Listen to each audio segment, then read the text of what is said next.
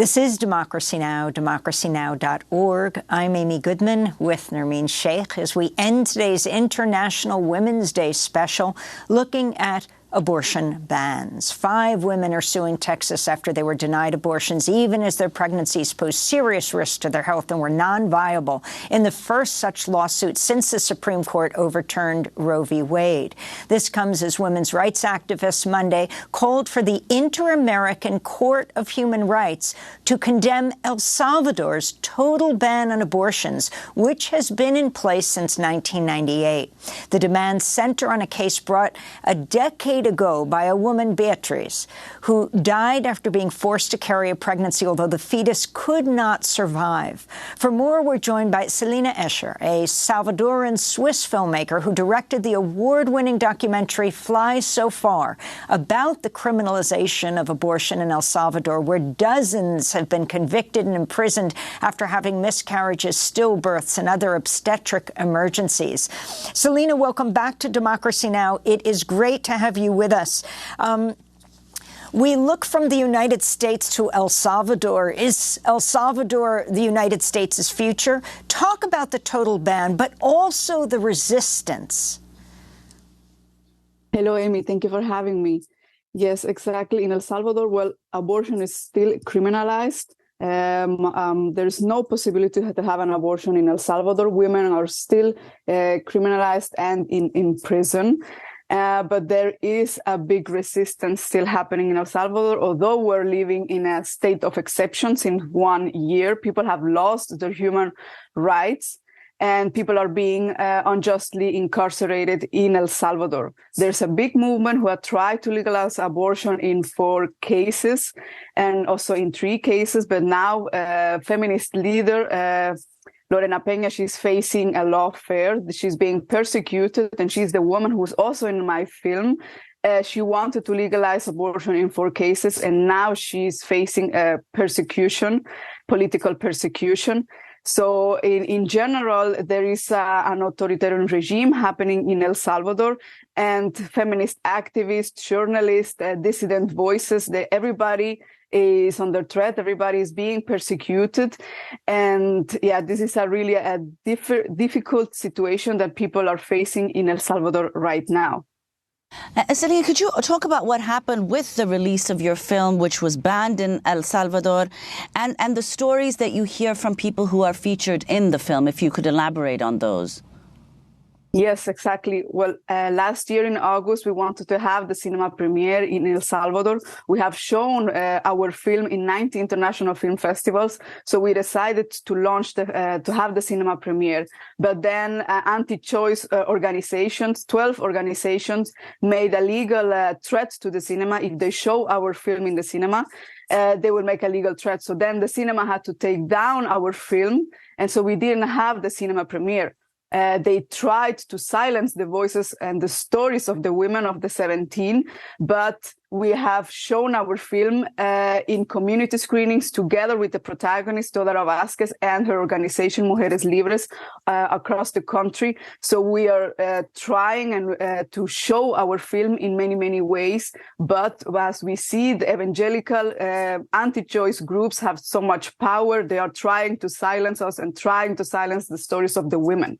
Talk more, Celina, about the origins of this law. You mentioned in 1998 this new abortion law. How did it begin, and where do you see it going now? Well, abortion was legal in 3 cases before 1998. Then it was a total ban of abortion in all cases. It was not possible to have an abortion, even if your life is in danger, in cases of rape or the fetus will not survive outside the womb. So in no cases was legal. And feminist organizations have been trying to legalize abortion since more than 30 years. But it has been really difficult and almost impossible to legalize abortion in El Salvador. Now, feminist organizations have brought the case of Beatriz in front of the Inter-American Court, and we are hoping that with this case will open up for the cases of the other women, and it will force El Salvador to change the abortion law. Last year, also, the case of Manuela was held in front of the Inter-American Court, and the Inter-American Court ruled in favor of Manuela, saying that El Salvador is guilty for all human rights violations committed against Manuela. But the government has done nothing, and they don't want, Bukele doesn't want to change the abortion law. He already said that he will keep life that begins the life begins at conception. So he only wants to be reelected, but he doesn't want to change the abortion law. So we will try with this case to open up and to make more pressure to the Salvadoran government. Celina, tell us about these cases that are before the Inter-American Court of Human Rights, the case of Manuela that you just mentioned, and Beatriz. Well, Manuela was a woman who lived in the countryside. She could not read and write, and she was pregnant. She had cancer, and then she had a miscarriage because of the cancer. Then she was criminalized in the hospital.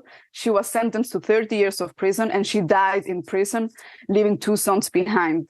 And what we want is justice for Manuela and justice also for Beatriz. They are both women who lived in a situation of poverty. They needed to have an abortion. For example, the case of Beatriz, she had lupus and she was pregnant, but the fetus had no brain, so it didn't have any chance of survival outside the womb. So she asked the courts to have an abortion, but they denied her. And so the state forced Manuela to keep the pregnancy, and it was torture for her for 7 months. It was really a torture for her, and then she had gave birth with the C-section, and then the fetus died after after 3 hours, and then she died years later because of the health issues she had.